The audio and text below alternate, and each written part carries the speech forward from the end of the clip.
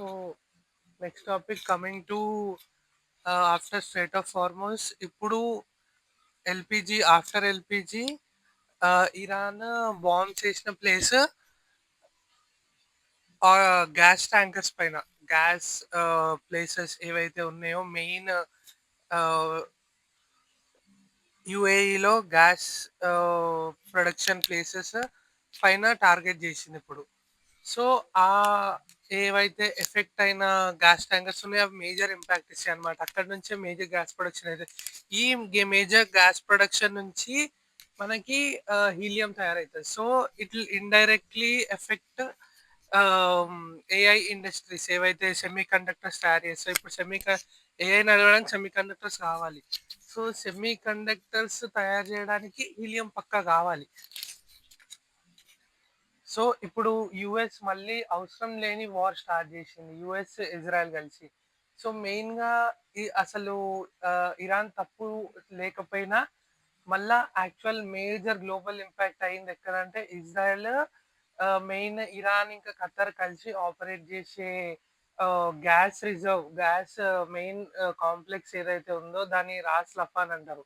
అది major helium మొత్తం global supplier అనమాట. 30% మార్కెట్ మొత్తం all over the world Ras Laffan అనే కంపెనీ. అక్కడ నుంచి వీళ్ళు ఖత్తర్ ఇంకా ఇరాన్ రన్ చేసే రిజర్వే వీళ్ళు ఫస్ట్ టార్గెట్ చేసింది, ఇరాన్ ఇంకా US. After all these LPG shortage, ఇంకేంటి fertilisers, after state of Hormuz, ఇది మెయిన్ ఇంపాక్ట్ అనమాట. ఇప్పుడు ఇది ఇరాన్ ఆల్మోస్ట్ క్వైట్ అయిపోయినాక కావాలని ఇజ్రాయెల్ రెచ్చగొట్టడానికి యుఎస్ స్టార్ట్ చేసింది అనమాట, యుఎస్ ఇంకా ఇజ్రాయెల్ కలిసి. సో ఇది వాళ్ళ మేజర్ మిస్టేక్ అవ్వచ్చు తర్వాత. ఎందుకు ఇంకా వార్ ఎస్కలేట్ కావడానికి ఇండైరెక్ట్ అసలు వాళ్ళే ఇప్పుడు బ్లేమ్ చేయాల్సిన విషయం ఇజ్రాయెల్ యుఎస్. ఇరాన్ ఆల్మోస్ట్ ఆపేస్తుండే. యాక్చువల్లీ ఇంకా యుఎస్ లోనే కొంతమంది అడ్మినిస్ట్రేటర్స్, ఆఫీసర్స్ ఏమంటారంటే ఇరాన్ యాక్చువల్ గా ఇప్పుడు థ్రెట్టే కాదు, అయినా కూడా మనం ఎందుకు ఇంత తొందర పడుతున్నాము, అసలు అవసరమే లేదు వార్కి అని అని అంటున్నా కూడా US Israel main top officers ఎవరైతే ఉన్నారో ఆర్ ట్రంప్ కానీ ఇజ్రాయెల్ మెయిన్ కమాండర్ కానీ వాళ్ళు వినట్లేదు అనమాట. సో వాళ్ళ మెయిన్ గ్యాస్ రిజర్వ్ ఏదైతే ఉందో రాస్ లఫాన్ అనేది, అది 30% హీలియం మొత్తం గ్లోబల్ ఎకానమీకి సప్లై చేస్తుంది అనమాట. సో అది వీళ్ళు టార్గెట్ చేసి మొత్తం డిస్ట్రాయ్ చేసేసారు. సో ఇప్పుడు 30% హీలియం గ్లోబల్ ఎకానమీకి రీచ్ కాకపోతే, ఫస్ట్ ఆఫ్ ఆల్ హీలియం అంటే సెమీ కండక్టర్స్లో యూజ్ చేస్తాం. సెమీ కండక్టర్స్ ఉంటేనే ఏఐ రన్ అవుతుంది. సో ఇప్పుడు యాక్చువల్గా ఏఐ రన్ కావాలంటే ఇది మెయిన్ ఇంపాక్ట్ అనమాట. నీకు హీలియమే లేకపోతే కొత్త సెమీ కండక్టర్స్ క్రియేట్ చేయలేము. ఇప్పుడు వేరే బ్యాంకాక్, థాయిలాండ్, మెయిన్ చైనా, అవి సిటీస్ దగ్గర ఒక 45 డేస్కి సరిపోయే హీలియం వాళ్ళు పెట్టుకున్నారు సెమీ కండక్టర్స్ తయారు చేయడానికి.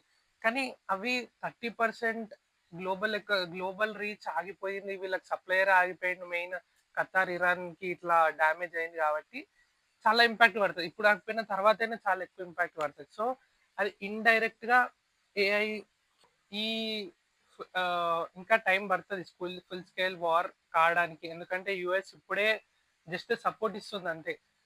ఒకవేళ ఇజ్రాయెల్కి సపోర్ట్ ఇవ్వకుండా full scale war USA start చేస్తే అప్పుడు ప్రాబ్లం అవుతుంది. సో ఇంకా మనం ఫుల్ స్కేల్ వార్ ఎక్స్పెక్ట్ చేస్తలే యుఎస్ నుంచి కాబట్టి ఇరాన్ ఇంకా బ్యాటిల్ ఫీల్డ్లో ఉంది. సో సో ఆఫ్టర్ మనకైన గ్లోబల్ ఇంపాక్ట్ ఏంటంటే ఎల్పిజి షార్టేజ్, ఇంకోటి అదే స్టేట్ ఆఫ్ హార్మోస్ ఆపేసినందుకు, ఇంకోటి యుఏఈ పైన బాంబింగ్ అటాక్స్. తర్వాత మెయిన్ అటాక్ ఇప్పుడు ఇదే అనమాట, ఆయిల్ గ్యాస్ రిజర్వ్స్ ఏవైతే ఉన్నాయో అవన్నీ మొత్తం టార్గెట్ చేసి వైపౌట్ చేసేసారు. So half of the helium production ఆగిపోయింది. ఇంకా దాన్ని రిపేర్ చేసేందుకు కరెక్ట్ 45 days to 60 days పడుతుంది. సో 45 daysలో ఇనఫ్ గ్లోబల్ ఇంపాక్ట్ పడుతుంది సెమీ కండక్టర్ తయారు చేయకపోతే.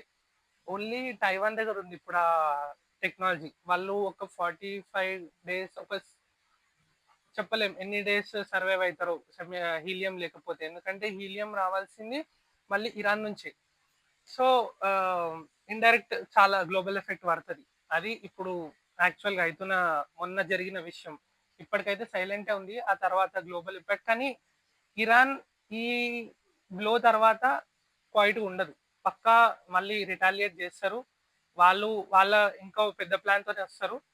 అప్పటి వరకు ఇప్పుడు కొంచెం క్వైటే ఉంది. ఇంకా బాంబింగ్స్ అయితున్నాయి. కానీ మనకు తెలీదంతే. అంటే ఫుల్ స్కేల్ ఇట్లా మెయిన్ ప్లేసెస్‌లో ఏస్తలేరు. చెప్పి ఆ బిల్డింగ్ ఎవాక్యుయేట్ జేసినంక అప్పుడు బాంబ్స్ ఏస్తున్నారు. సో, అది పెద్ద ఇంపాక్ట్ కనిపిస్తలేదు. అందుకే మనం మన న్యూస్ ఛానెల్స్ ఎక్కడ కవర్ చేస్తలేవు. ఎవరికి ఇంపాక్ట్ అయితలేదు కాబట్టి. సో, మెయిన్ యూఎస్, ఇజ్రాయెల్ ఇది చెయ్యడానికి రీజన్ గూడా ఇంకో రీజన్ అనుకోవచ్చు. ఎందుకంటే వీళ్ళు ఇంత మన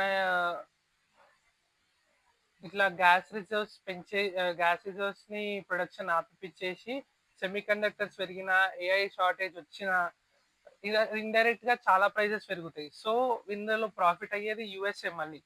యూఎస్ ఎందుకింత కమాండ్ తీసుకొని ఈ బాంబ్స్ అన్నీ ఏస్తుందంటే వాళ్ళకి ఇండైరెక్ట్‌గా వాళ్ళక్కడ కూర్చొని ఆ పైసలు తినొచ్చు మళ్ళా. మనం ఎంత ఎక్కువ పైసలు కట్టినా టాక్స్ ఏసినా, టారిఫ్స్ ఏసినా గూడా వాళ్ళు ఎంత ప్రైసెస్ పెంచితే వాళ్ళంత పైసలు తినొచ్చు అని వాళ్ళ వాళ్ళ బెనిఫిట్‌కే అది. మనకి ఏఐ షార్టేజ్ అయినా గూడా, మన డిమాండ్ పెరిగినా గూడా, మనం ప్రైసెస్ ఎక్కువ కడతాం కాబట్టి every one of working class ఆ ప్రైసెస్ వాళ్ళకే యూజ్ అయితాయి. బెనిఫిట్ అయితది. ఎక్కువైతే డిమాండ్. సో, ఇది వాళ్ళు కమాండ్ తీసుకుంది. యూఎస్ కూడా తీసుకుంది. ఇట్లా అందరికి డిమాండ్ పెంచుదామని వాళ్ళకి ఇండైరెక్ట్‌గా ప్రాఫిట్ అయితదని. డాలర్ ప్రాఫిట్ అయితదని. ఎందుకంటే at the end of the day వాళ్ళకి డాలర్ ఉంది. డాలర్ కంట్రోల్స్ ఎవ్రీథింగ్ అట్లా.